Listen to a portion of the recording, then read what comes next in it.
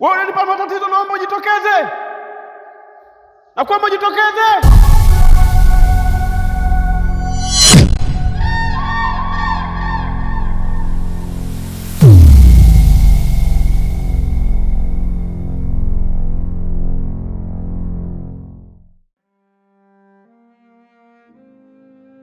Mama mdogo.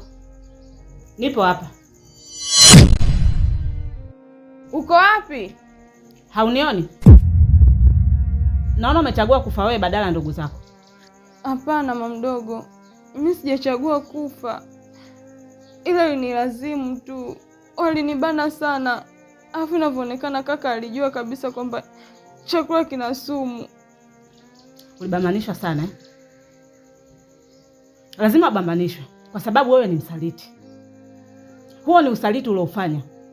Pamoja na yale yote tulioongea, lakini ukaamua kuchagua ndugu zako badala yangu, si ndio? Mama mdogo, mimi sijamjulisha. Yeye wenyewe tu ndio amejua, sijui nani atakayejulisha. Alafu hata ile sumu niambia niweke wiki 2. Mimi niliweka muda mfupi sana. Sasa nataka nitamaliza masaa 24. Mama mdogo nisaidie. Kaka amejaribu kunigaia maziwa, lakini sidhani kama atanisaidia. Sumu ina nguvu sana. Nisaidie mama mdogo. Ila sijajua tu kuna tofauti gani. Umekimbia kukuua mimi, umeenda kujiua mwenyewe kwa sumu. Siwezi kukusaidia. Kwa sababu huyo kaka yako wewe ndio umemjulisha kwamba chakula kina sumu. Kwa sababu usingemjulisha singeweza kujua. Alafu namsaidiaje mtu aliyochagua kufa? Wewe ni msaliti. Wewe ni mpumbavu sana.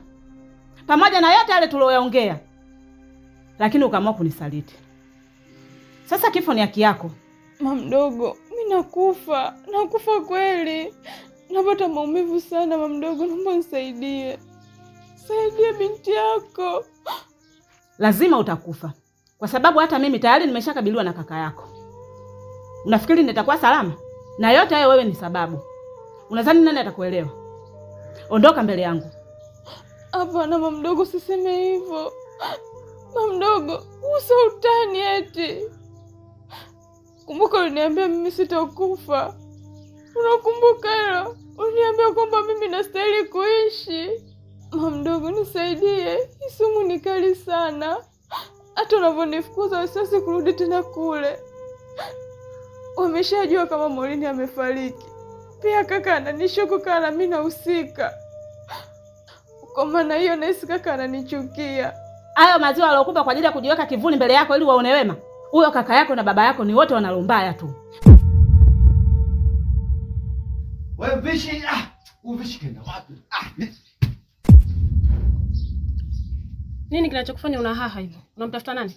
Yaani namtafuta Vishi. Kwa sababu nimekuja na bodaboda nataka kumpeleka hospitali. Na bodaboda anishamlipa hela kabisa. Anasumbua. Nilimwacha hapa. Udogo naye jamani.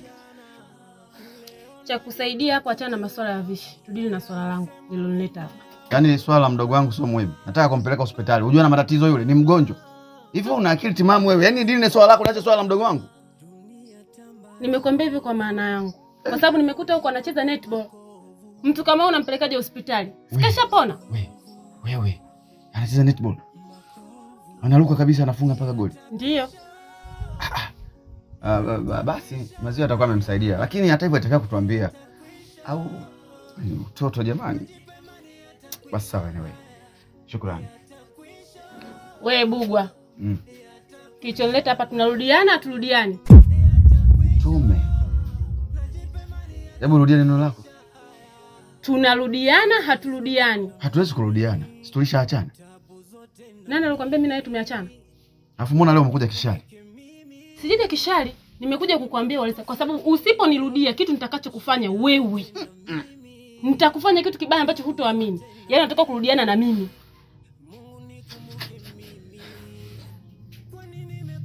Au nitumie huu. Au nitumie hichi.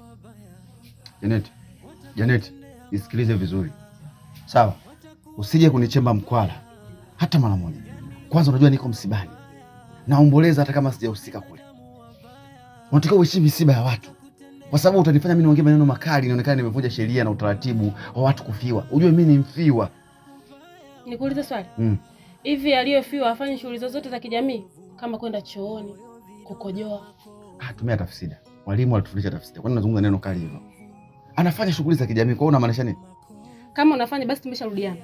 Hatujarudiana. Sikiliza sasa nikwambie. Mimi sitaki ugomvi na wewe. Hivi niongeeje? Ulishaupasua moyo ukakata vipande vipande. Nirudie mara kwa sababu gani? Kwa nini unakuwa king'ang'a? Kwa nini usimnyanye yule kibonge? Oya, nisikilize vizuri. Mimi ni mtu mbadi. Yaani sitaki kero na wewe. Au unaongea lugha gani? Oya, nitakupeleka serikali ya mtaa. Nitaanza ngazi ya chini. Nitakupeleka serikali ya mtaa. Nitakubandika mabango. Huyu dada ni king'ang'a.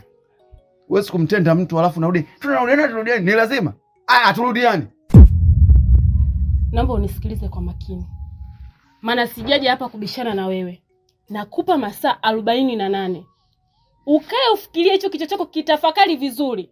Hakikisha unabeba begi yako unakuja nyumbani kwangu. Ukiona mguu wangu hapa. Yaani ukiona mguu wangu hapa, unabeba mabegi tunaondoka. Azifu hutaki. Nitakacho kufanya jamii itajiuliza. Maana nitakufanya kwa hiyo wewe unanitishia mimi maisha. Utanipiga. Kwa hiyo wewe unafikiri mimi naogopa hivyo? Nipo sasa hivi. Nifanya. Nipo. Nimekuwa masaa 48. 48. Sawa. Umelalamika sana mwanangu. Kwa hiyo naweza kukusaidia. Lakini niahidi, utaniofa nini baada ya kukusaidia? Mama mdogo, mimi naomba unisaidie. Mimi nitakusaidia kwa kila kitu unachotaka. Nitakugea mawazo na mbinu za kuweza kuangamiza. Naomba tu unisaidie mama mdogo.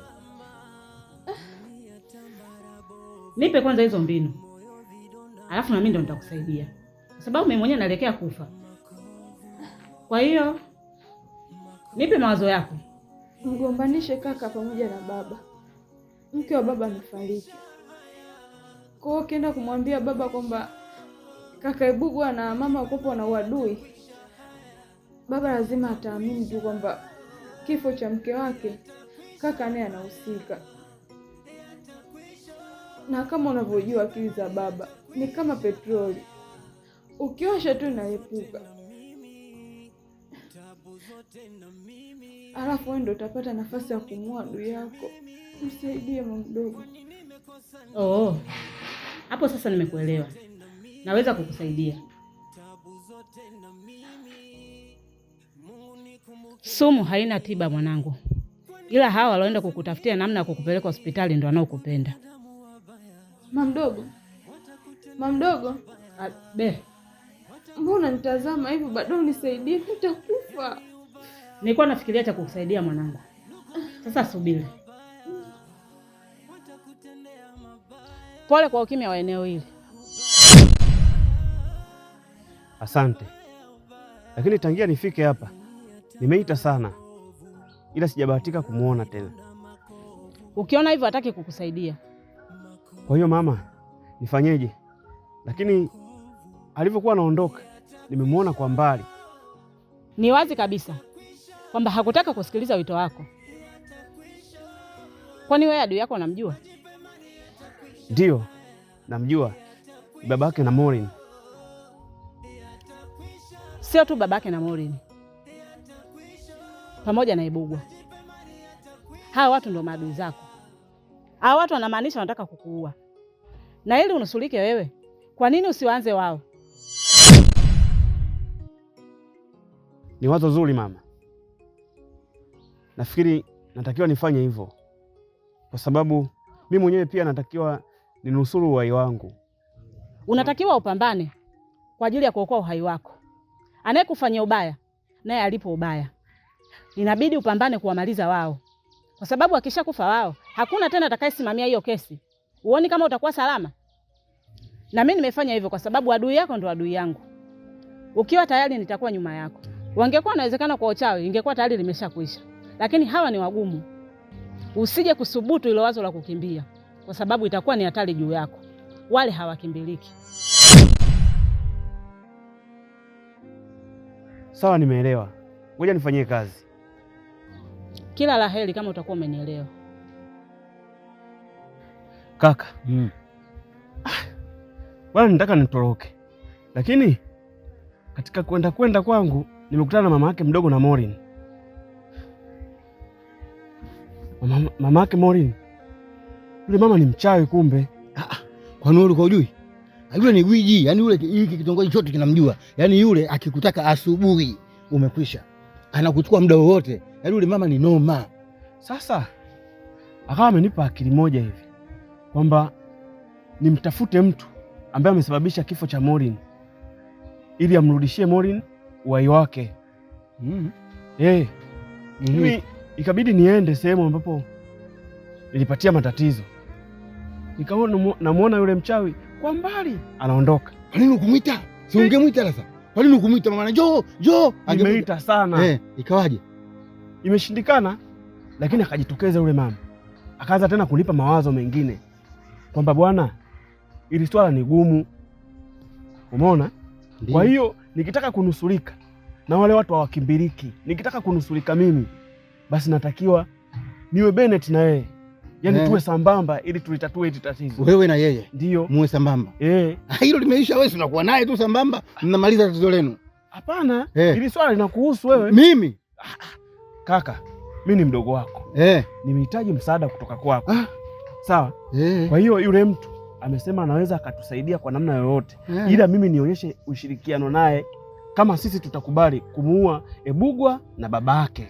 Wewe. Yule mzee alikuja hapa. Tena alikuja hapa yuko moto. Sijui umenielewa? Alikuja yule mzee hapa. Tena nikwambie tu kitu. Yule mzee alivyokuja hapa akanambia nisubirie msiba ukifika niende nikaandae. Nikamuuliza nikaandae nini? Akasema chakula. Sijui umenielewa? Hilo gumu. Hilo swala ni gumu, blaza. Sasa kaka, wewe unaliona ni gumu. Ila yani tukiungana na huyu mama wake mdogo na Morin, ili swala ni rahisi sana. Ni rahisi. Kama inakuja kuja vile. Kwa hiyo tukiungana na huyu mchawi huyu. Okay. Sasa nyinyi mliafikiana vipi? Ina maana anatusubiri sisi. Yaani maamuzi yangu mimi kama nina uwezo wa kukifanya kile kitu, yeye atakuwa nyuma yetu. Hiyo point kwa sababu gani? Yule mzee alivyokuja hapa anataka tumpete nyumba zote hizi. Ndo kesi iishe. Hiyo point. Yule na uhakika mchawi atatusaidia yule. Yule mchawi sisi atatusaidia. Na atatusaidia kweli. Na yule Ebugwa na babake. Bwana mbona wepesi tu. Bora wapotee. Bwana wewe wepesi, sisi tunamaliza wale. Mimi na wewe tushirikiane na mchawi. Sawa? Mimi na wewe hatujawahi kuwa marafiki hata siku moja. Ni kitu gani ambacho kimfanya uniite hapa? Mzee, maadui ipo siku huwa anakuwa marafiki. Unamaanisha nini? Namaanisha maadui wakimjua adui yao, wao wanaungana na kuwa marafiki. Iko hivi. Mkeo ameuawa. Unamjua alomuua mkeo? Najua vizuri sana. Tena muuaji nimemwona kwa macho yangu mawili. Kwa hilo nalifahamu. Sasa huyo ameagizwa. Huyo alomuona wewe ametumwa. Adui wa mkeo sio huyo alomuona wewe. Wacha kunichezea akili yangu. Ametumwa na nani? Hivi wewe ujiulizi, yule kijana alivyokuwa anampenda mtoto wako, yule kijana alivyokuwa anapenda familia yako, kweli anaweza kumuua mama mwanamke wake? Hilo swala liwezekane. Jaribu kufikiria. Ipo hivi. Ujiulizi kwa nini Ebugwa alikuwa anamchukia mtoto wako? Ebugwa amemtuma yule kijana aje kuanzisha mahusiano na binti yako ili apate nafasi ya kuamaliza. Ushangai. Kijana watu walikuwa wanampenda sana binti yako. Kwa nini kamtoa uhai? Haijatosha, akaenda kumuua na mama wa binti yako. Bado hujajiuliza tu? Hakuna kitu kama hiko. Hakuna kitu kama hiko. Yaani wewe unaona kama vile unataka unichezea akili. Sijakuelewa bado. Ipo hivi. Ebugwa ndo chanzo ya matatizo yote.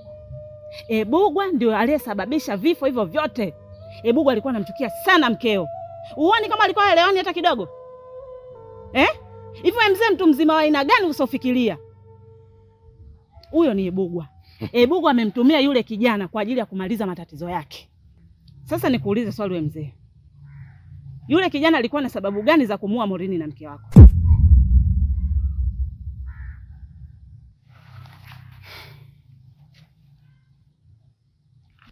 Lakini mbona kama nataka kuniingia akilini? Yaani sio inataka kukuingia akilini. Hivyo ndivyo ilivyo. Bugwa ni mtu mwenye leo mbaya sana. Sijaona mimi sababu ya kumchukia mama yake. Kwa nini amchukie? Na yule mtoto wa watu, si ni mdogo wake yule? Kama yule mama yeye ana uchungu naye. Yule mwanao, si ni mdogo wake yule ambaye wewe ndio umemzaa kama ulivyomzaa yeye?